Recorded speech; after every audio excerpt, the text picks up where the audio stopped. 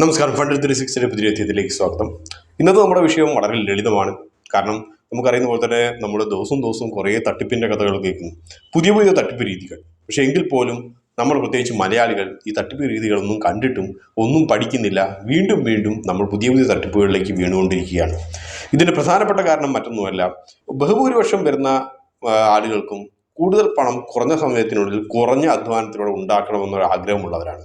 അതുകൊണ്ട് ഈ ഒരു ആഗ്രഹം പറഞ്ഞിട്ട്, ഈ ആഗ്രഹം സഫലീകരിക്കാമെന്ന് പറഞ്ഞിട്ട് ഏതെങ്കിലും ഒരാൾ വന്നു കഴിഞ്ഞാൽ അതിനെ ക്രിട്ടിസൈസ് ചെയ്തിട്ട് അതിനെക്കുറിച്ച് വളരെ ക്രിട്ടിക്കലായിട്ട് ആലോചിക്കുന്നതിന് പകരം ആ പറഞ്ഞത് രോഗി ഇച്ഛിച്ചതും വൈദ്യൻ കൽപ്പിച്ചതും പാലെന്ന് പറയുന്നത് പോലെ നമ്മൾ ഒരു കാര്യം വേണമെന്ന് ആഗ്രഹിച്ചിരിക്കുമ്പോൾ ഒരാളത് സഫലീകരിച്ച് വരാമെന്ന് പറയുമ്പോൾ ആ ഒരു കാര്യത്തെ നമ്മൾ കണ്ണുമടച്ച് വിശ്വസിക്കുന്നു, അതിനെ നമ്മൾ അന്ധമായിട്ട് പിന്തുടരുന്നു. ഇതാണ് തട്ടിപ്പിൻ്റെ മനഃശാസ്ത്രം.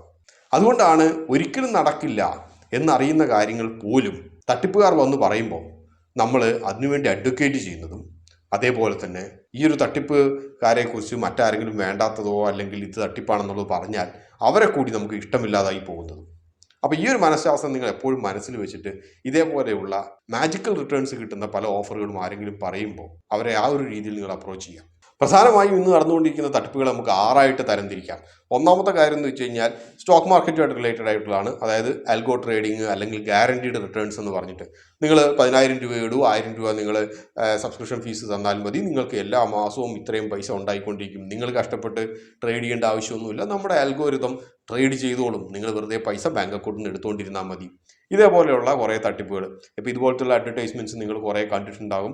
നിങ്ങൾ പല ഇൻസ്റ്റാഗ്രാം തുറന്നാലോ ഫേസ്ബുക്ക് തുറന്നാലോ അതിൻ്റെ അകത്തൊക്കെ കുറേ ഇങ്ങനെ വരും, നിങ്ങൾ വെറുതെ ഇരുന്നാൽ മതി കാശ് കിട്ടുമെന്നുള്ളതിനെക്കുറിച്ച്. ഈ ഒരു ആൽഗോ ട്രേഡിങ്സിനെ കുറിച്ചും അതിൻ്റെ തട്ടിപ്പുകളെ കുറിച്ചും നമ്മൾ ഇതിനു മുമ്പ് ഒരു വീഡിയോ ചെയ്തിട്ടുണ്ടായിരുന്നു. അപ്പോൾ അത് കാണാത്തവർക്ക് വേണ്ടിയിട്ട് വേണമെങ്കിൽ അതിൻ്റെ ഡിസ്ക്രിപ്ഷൻ ലിങ്കിൽ കൊടുക്കാൻ വേണ്ടിയിട്ട് പറയാം. രണ്ടാമത്തെ തരത്തിലുള്ള തട്ടിപ്പെന്ന് വെച്ച് കഴിഞ്ഞാൽ സ്റ്റോക്ക് മാർക്കറ്റ്, ഫോറക്സ് ട്രേഡിങ്. ഈ ട്രേഡിങ് നടത്താൻ വേണ്ടിയിട്ട് ട്രെയിനിങ് കൊടുക്കുന്നത് വിൽക്കുന്ന കുറേ പേരാണുള്ളത്.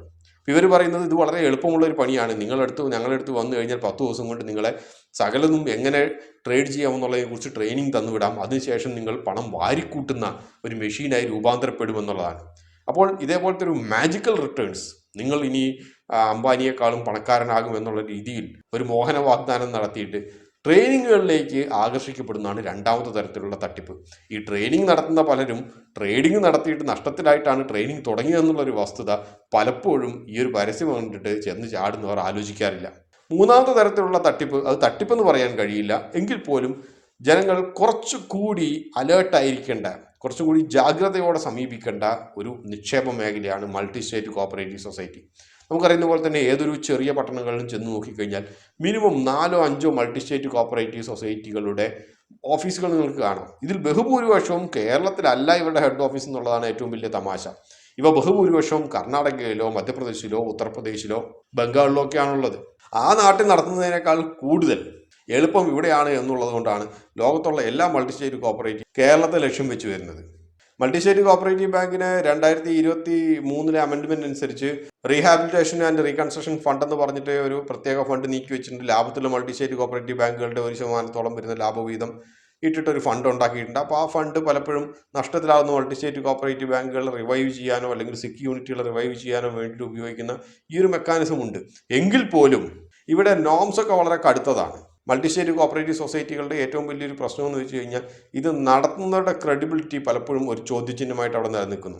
ഈ മൾട്ടി സ്റ്റേറ്റ് കോഓപ്പറേറ്റീവ് സൊസൈറ്റികളുടെ പല ഡെപ്പോസിറ്റ് സ്കീമുകളും ഈ നാട്ടിൽ സെല്ല് ചെയ്യുന്നത് MLM മോഡലിൽ തന്നെയാണ് സെല്ല് ചെയ്യുന്നത്. പലപ്പോഴും നമുക്ക് MLM-ഉം മൾട്ടി സ്റ്റേറ്റ് കോഓപ്പറേറ്റീവ് സൊസൈറ്റികളുടെ ഡെപ്പോസിറ്റും സെല്ല് ചെയ്യുന്നത് തമ്മിൽ തിരിച്ചറിയാൻ കഴിയുന്നില്ല. ആത്യന്തികമായി ഇതിൻ്റെ ഒക്കെ തിക്തഫലം അനുഭവിക്കുന്നത് സാധാരണക്കാരായിട്ടുള്ള ജനങ്ങളും അതേപോലെ തന്നെ നമ്മുടെ നാട്ടിലുള്ള സഹകരണ പ്രസ്ഥാനങ്ങളിലേക്ക് വരേണ്ട ആ ഒരു പണമാണ് ഇതിലേക്ക് പോകുന്നത്. ജനങ്ങൾ വലിയൊരു റിസ്ക് എടുക്കുന്നു, കാര്യമായിട്ട് വലിയ ബെനിഫിറ്റ് ഇല്ലെങ്കിൽ കൂടി ഈ പണം, നമ്മുടെ നാട്ടിൽ എത്തിച്ചേരേണ്ട പണം പുറത്തേക്ക് പോകാൻ വേണ്ടി മനഃപൂർവ്വം തന്നെയോ മനഃപൂർവ്വം അല്ലാതെയോ കൂട്ടുനിൽക്കുന്നു. ആ പണം എടുത്തിട്ട് പുറത്തോട്ട് പോകുന്നു. എന്നാൽ ഇതുകൊണ്ട് എന്തെങ്കിലും ബെനിഫിറ്റ് ഉണ്ടോ? അതുമില്ല. ഇത് പൊളിഞ്ഞു പോയി കഴിഞ്ഞാൽ പൊളിഞ്ഞ കാര്യം പോലും നാട്ടിലിരിക്കുന്നവർ അറിയാൻ പറ്റുന്നില്ല എന്നുള്ളതാണ് ഏറ്റവും വലിയ വസ്തുത. ഇത് നിയമം നിഷ്കർഷിക്കുന്ന ഒരു പ്രസ്ഥാനം തന്നെയാണ്. അതുകൊണ്ട് അതിനെക്കുറിച്ച് കാര്യമായിട്ട് പറയുന്നില്ല. പക്ഷേ എങ്കിൽ പോലും നിങ്ങൾ നിക്ഷേപിക്കുന്നതിന് മുമ്പ് നിങ്ങൾ 3-4 തവണ ആലോചിക്കുക, ആരൊക്കെയാണ് ആ ഒരു പ്രത്യേക മൾട്ടി സ്റ്റേറ്റ് കോഓപ്പറേറ്റീവ് സൊസൈറ്റിയുടെ പിന്നിലുള്ളതെന്ന് നോക്കുക. നിങ്ങളുടെ മുമ്പിൽ വരുന്നത് പലപ്പോഴും അതിൻ്റെ ഏജൻസ് മാത്രമായിരിക്കും. ഏജൻസിനെങ്കിലും ഈ സൊസൈറ്റിയെക്കുറിച്ച് കാര്യമായിട്ടുള്ള അവഗാഹമുണ്ടോ എന്ന് നോക്കുക. ഞാൻ അടുത്ത കാലത്തായി കണ്ടു ഒരു മൾട്ടി സ്റ്റേറ്റ് കോപ്പറേറ്റീവ് സൊസൈറ്റി. അവർ എങ്ങനെയാണ് പണം ഉപയോഗിക്കുന്നതെന്ന് ചോദിച്ചു കഴിഞ്ഞാൽ അവർ പണം ഉപയോഗിക്കുന്നത് കൺസ്ട്രക്ഷന് വേണ്ടിയിട്ടാണ്, റിയൽ എസ്റ്റേറ്റിലേക്ക് വേണ്ടിയിട്ടാണ്. അപ്പോൾ റിയൽ എസ്റ്റേറ്റ് സെക്ടർ ഒരു നമ്മുടെ ഡിമോണിറ്റൈസേഷൻ സമയത്തെ പോലെയൊക്കെ ഒരു ഡൗൺ ട്രെൻഡിലേക്ക് പോവുകയാണെങ്കിൽ നിക്ഷേപകരുടെ പണം ഇവർ എങ്ങനെ തിരിച്ചു കൊടുക്കും എന്നുള്ള ചോദ്യം അവിടെ നിലനിൽക്കുന്നു. അടുത്തത് ഇതേപോലെ തന്നെയുള്ളതാണ് നിധി കമ്പനികൾ. നമ്മുടെ നാട്ടിൽ അടുത്തിടെ മൾട്ടി സ്റ്റേറ്റ് കോപ്പറേറ്റീവ് സൊസൈറ്റിയുടെ കൂടെ തന്നെ മുളച്ചു പൊന്തുന്ന ഒരു സാധനമാണ് നിധി കമ്പനികൾ. കഴിഞ്ഞ ഒരു 5 വർഷത്തിനുള്ളിൽ ഏകദേശം 12,000 നിധി കമ്പനികൾ ഉണ്ടായി എന്നാണ് പറയുന്നത്. അതേസമയം NDHA അനുസരിച്ച് കംപ്ലയിൻസ് റിപ്പോർട്ട് സബ്മിറ്റ് ചെയ്തത് വെറും 2000-ന്റെ താഴെ മാത്രമാണ്. അപ്പോൾ നിധി കമ്പനി വളരെ എളുപ്പത്തിൽ ഒരു 10 ലക്ഷം രൂപയും ഒരു കുറച്ച് പേരും ഉണ്ടെങ്കിൽ ഒന്നിച്ച് എന്താ പറയുക LLPകളൊക്കെ പോലെ ഒന്നിച്ച് പെട്ടെന്ന് ഉണ്ടാക്കിയെടുക്കാൻ പറ്റുന്ന ഒരു ഫിനാൻസ് കമ്പനി ആണെന്നുള്ളൊരു രീതിയിലേക്ക് തരം താഴ്ത്തപ്പെട്ടു. മ്യൂച്വൽ ബെനിഫിറ്റ് സ്കീം എന്നൊക്കെ പറഞ്ഞ് പണ്ട് കാലങ്ങളിൽ തമിഴ്നാട്ടിൻ്റെ പ്രത്യേകിച്ച് കുംഭകോണം മേഖലയിലൊക്കെ വളരെയധികം ഇങ്ങനത്തെ മ്യൂച്വൽ ബെനിഫിറ്റ് കമ്പനികളെ കണ്ടിട്ടുണ്ട്. അപ്പം നിധി കമ്പനികളായി കഴിയുമ്പോൾ കുറച്ചും കൂടെ അതൊരു മിനിസ്ട്രി ഓഫ് കോർപ്പറേറ്റ് അഫയേഴ്സിൻ്റെ അണ്ടറിൽ വന്നു, ഇതൊരു കമ്പനി പോലെ തന്നെ ആക്ട് ചെയ്യുന്നു. പക്ഷേ ഇതിൻ്റെ അകത്ത് നിധി കമ്പനികളിൽ നിക്ഷേപം അവർ ആകർഷണീയമായിട്ടുള്ള പലിശ നിരക്കാണ് കൊടുക്കുന്നതെങ്കിൽ കൂടി നിക്ഷേപിക്കുന്നവർ മനസ്സിലാക്കേണ്ട ഒരു കാര്യം, നിധി കമ്പനികൾക്ക് ഈ പറഞ്ഞ പോലത്തെ യാതൊരു ക്രെഡിറ്റ് ഗ്യാരണ്ടിയോ ഡെപ്പോസിറ്റ് ഗ്യാരണ്ടിയോ ഒന്നും ആരും കൊടുക്കുന്നില്ല. അതുകൊണ്ട് തന്നെ ഈ കമ്പനി പൊളിഞ്ഞു പോയി കഴിഞ്ഞാൽ പണം മൊത്തം പോയതാണ്. അതുകൊണ്ട് നിധി കമ്പനികളിലൊക്കെ നിങ്ങൾ നിക്ഷേപിക്കുന്നതിന് മുമ്പ് 3-4 തവണ നിങ്ങൾ ആലോചിക്കുക ഈ കമ്പനി ഭാവിയിൽ എന്തായി തീരും എന്നുള്ളതിനെ കുറിച്ച്. കാരണം നിധി കമ്പനികൾക്ക് നിയമപ്രകാരം സ്വീകരിക്കാൻ പറ്റുന്ന നിക്ഷേപം RDയും FDയും മാത്രമേ ഉള്ളൂ. അപ്പോൾ നിങ്ങളുടെ പണം ഇന്നിട്ടിട്ട് മറ്റന്നാൾ എടുക്കാമെന്നുള്ളൊരു വിചാരത്തിലൊന്നും നിങ്ങൾ പണം ഇടുന്നതിൽ കാര്യമില്ല. ഉയർന്ന പലിശ നിരക്ക് അവർ നിങ്ങൾക്ക് ഓഫർ ചെയ്യുന്നുണ്ടെങ്കിൽ അവർക്ക് ഉയർന്ന പലിശ നിരക്കിൽ മാത്രമേ പണം കടം കൊടുക്കാനും പറ്റുകയുള്ളൂ എന്നുള്ള വസ്തുത നിങ്ങൾ മനസ്സിലാക്കുക. ഇന്നത്തെ രീതിയിൽ അത്ര ഉയർന്ന പലിശ നിരക്കിൽ ആര് കടമെടുക്കാൻ വേണ്ടി ചെല്ലുമെന്നുള്ളൊരു ചോദ്യം അവിടെ നിലനിൽക്കുന്നു.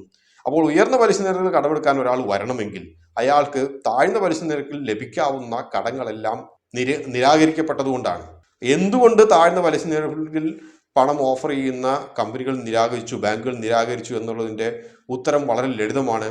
അവരുടെ ക്രെഡിറ്റ് ഹിസ്റ്ററി വളരെ നല്ലതല്ല എന്നുള്ളതാണ്. അപ്പോൾ ഈ പറഞ്ഞ നിധി കമ്പനികളാകട്ടെ മൾട്ടി സ്റ്റേറ്റ് കോപ്പറേറ്റീവ് സൊസൈറ്റികളാകട്ടെ ഇവർ കടം കൊടുക്കുന്ന ആളുകൾ അഥവാ കടം ഏറ്റുവാങ്ങുന്ന ആളുകൾ അവരുടെ ക്രെഡിറ്റ് ഹിസ്റ്ററി ഒട്ടും നല്ലതല്ല. ഏത് NPA ആയി പോകാനുള്ള, ഇവർക്ക് കൊടുത്ത പണം NPA ആയി പോകാനുള്ള, നോൺ പെർഫോമിംഗ് അസറ്റായി പോകാനുള്ള സാധ്യതകൾ വളരെ അധികമാണ്. അതുകൊണ്ടാണ് ഇങ്ങനെയുള്ള പല കമ്പനികളെക്കുറിച്ചും സാമാന്യ ബുദ്ധി ഉപയോഗിച്ച് ആലോചിക്കുമ്പോൾ നമ്മൾ സംശയത്തോടു കൂടി നോക്കിക്കാണേണ്ട ഒരു അവസ്ഥയിലേക്ക് എത്തി നിൽക്കുന്നത്. അടുത്ത കാലത്ത് ഞാൻ പോണ്ടിച്ചേരിയിൽ വെച്ചിട്ട് ഒരു പോണ്ടിച്ചേരി പോലീസിൻ്റെ ഒരു പ്രസൻറ്റേഷനിൽ പോയിട്ടുണ്ടായിരുന്നു. അത് ഇൻവെസ്റ്റർ മീറ്റിൻ്റെ അകത്തായിരുന്നു. അപ്പം ഒരു വോളണ്ടറി പോലീസിൻ്റെ പ്രസൻറ്റേഷൻ ആയിരുന്നു. അപ്പോൾ അത് RBI ആയിട്ട് ചേർന്നിട്ടുള്ള പ്രസൻറ്റേഷൻ. അപ്പോൾ അതിൻ്റെ അകത്ത് നിധി കമ്പനികളുടെ ഇൻ ആൻഡ് ഔട്ട് ആയിട്ടുള്ള എല്ലാ കാര്യങ്ങളും ഈ പറഞ്ഞ പോലെ ഏതൊക്കെ രീതിയിൽ നമ്മൾ നിധി കമ്പനികളെ സമീപിക്കണം, അവയിൽ തട്ടിപ്പിൻ്റെ ഗന്ധം എങ്ങനെ തിരിച്ചറിയാമെന്നുള്ളതിനെ കുറിച്ചൊക്കെ കുറേ കാര്യങ്ങൾ പറയുന്നുണ്ടായിരുന്നു. വേണമെങ്കിൽ അതിൻ്റെ ഒരു ലിങ്കും ഞാൻ ഡിസ്ക്രിപ്ഷൻ ബോക്സിൽ കൊടുക്കാൻ പറയാം. അപ്പോൾ ഒരറ്റത്ത് നിന്ന് ഇതേപോലുള്ള കണ്ടമാനം ബോധവൽക്കരണ പ്രയത്നങ്ങളൊക്കെ നടത്തുന്നുണ്ടെങ്കിൽ പോലും മറ്റേ അറ്റത്ത് ജനങ്ങൾ തട്ടിപ്പിന് ഇരയാകാൻ വേണ്ടിയിട്ട് എന്നെ പറ്റിക്കൂ എന്ന് പറഞ്ഞിട്ട് മുമ്പോട്ട് വരുന്നു എന്നുള്ളൊരു കാഴ്ച അത്യന്തം ഖേദകരമാണ്. 5ാമത്തെ കാര്യമാണ് MLM എല്ലാം തട്ടിപ്പാണെന്നോ ഒന്നും പറയുന്നില്ല. MLM anyway multi level marketing എന്ന് പറയുന്നത് എന്തായാലും ഇവിടെ നിയമപ്രകാരമല്ല എന്നുള്ളൊരു സത്യം മനസ്സിലാക്കുക. ഡയറക്റ്റ് സെല്ലിംഗ് ആണ് ഇവിടെ നിയമം കൊണ്ടുവന്നിട്ടുള്ളത്, റെഗുലേഷൻസ് കൊണ്ടുവന്നിട്ടുള്ളത്.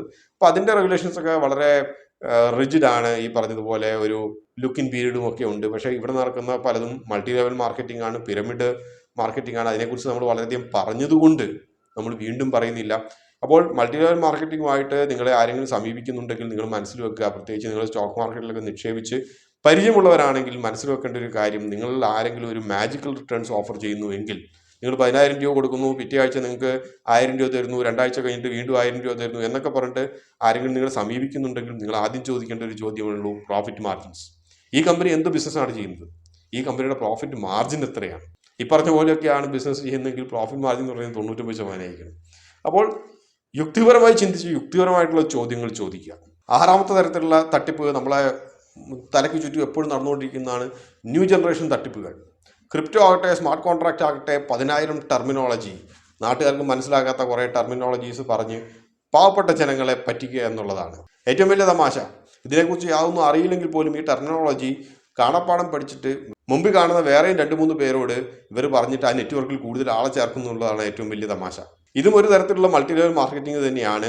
എങ്കിൽ പോലും നമുക്ക് മനസ്സിലാക്കാൻ പറ്റുന്ന ഒരു കാര്യം, ഇതിൻ്റെ മുകളിലേക്ക് പോയവർ തപ്പിച്ചെന്ന് നോക്കിയാൽ പോലും അവർക്ക് പോലും ഈ പറഞ്ഞ ടെർമിനോളജീസ് ഒക്കെ എന്താണെന്നുള്ളത് പലപ്പോഴും അറിയില്ല. ഇതെല്ലാം കമ്പ്യൂട്ടർ സയൻസ് എഞ്ചിനീയറിംഗിൻ്റെയോ ഒക്കെ ബുക്സിൻ്റെ അകത്തുള്ള പല ടെർമിനോളജീസ് മാത്രമായിട്ട് നിലനിൽക്കുന്നു. അവ എങ്ങനെ ഇവിടെ ഉപയോഗിക്കാം, ഇവ എത്തരത്തിലാണ് ഈ ഒരു പ്രത്യേക ബിസിനസ്സിന് ഉപകാരപ്പെടുന്നതിനെ കുറിച്ചൊന്നും വലിയൊരു ഐഡിയ ഒന്നുമില്ല. എങ്കിൽ പോലും ഈ ടെർമിനോളജീസ് കുറേ വാരി വിതറി പാവപ്പെട്ട ആളുകളെ ഇവയുടെ റിട്ടേൺസ് മാത്രം കാണിച്ച് കുഴിച്ചടിക്കുക എന്നുള്ള ഒരു പുതിയ നിക്ഷേപ രീതിയും ഇന്നത്തെ രീതിയിൽ വന്നിട്ടുണ്ട്. ഇതിൻ്റെ കൂടെ തന്നെ ചേർത്ത് വെക്കാൻ പറ്റുന്ന ഒരു കാര്യമാണ്, നമ്മൾ കാണാം നാരായണമൂർത്തി പറഞ്ഞു, അസിം പ്രേംജി പറഞ്ഞു, അംബാനി പറഞ്ഞു, അദാനി പറഞ്ഞു എന്ന് പറഞ്ഞിട്ട് പുതിയൊരു നിക്ഷേപ രീതിയാണ്. ഇതിനകത്ത് പണം നിക്ഷേപിച്ചാൽ നിങ്ങളുടെ നിക്ഷേപം ഇരട്ടിയായി കിട്ടും, ഇതാണ് ന്യൂജൻ ഇന്ത്യ എന്ന് പറഞ്ഞിട്ടുള്ളത്. ഇതേപോലെയുള്ള 10,000 നിക്ഷേപ രീതികൾ, നിക്ഷേപ തട്ടിപ്പുകൾ നമ്മുടെ നാട്ടിൽ നിലനിൽക്കുന്നുണ്ട്. ഇപ്പൊ ഇവയെല്ലാം നിങ്ങൾ പലപ്പോഴും കുറച്ചൊരു അപകടത്തോട് കൂടിയിട്ട് നോക്കിക്കാണുക. അപ്പോൾ ഇതിൻ്റെ അകത്തൊക്കെ നമ്മൾ എങ്ങനെ സാധാരണ രീതിയിൽ നമുക്ക് തട്ടിപ്പുകളെ തിരിച്ചറിയാമെന്ന് ചോദിച്ചു കഴിഞ്ഞാൽ, നിങ്ങളുടെ അടുത്ത് ഒരാൾ വന്നിട്ട്, ഒരു ഏജന്റ് വന്നിട്ട്, അല്ലെങ്കിൽ നിങ്ങളൊരു ക്വറി അയച്ചു കഴിഞ്ഞപ്പം നിങ്ങളെ വിളിക്കുന്നയാൾ അതൊരു ഏജൻസിയിലാണ് വിളിക്കുന്നതെങ്കിൽ, അതായത് ഇന്ന് പൂട്ടിപ്പോകുന്ന ഒരു ഓഫറാണ് സാർ, വേഗം പൈസ അടച്ചിട്ട് ചേർന്നിട്ടില്ലെങ്കിൽ നിങ്ങളുടെ ജീവിതം തന്നെ നശിച്ചു പോകും, നിങ്ങളുടെ ജീവിതം മാറ്റിമറിക്കാൻ പറ്റുന്ന ഒരു നിക്ഷേപ പദ്ധതിയാണിത്, പക്ഷേ ഇന്ന് ലാസ്റ്റ് ഡേ ആണ്.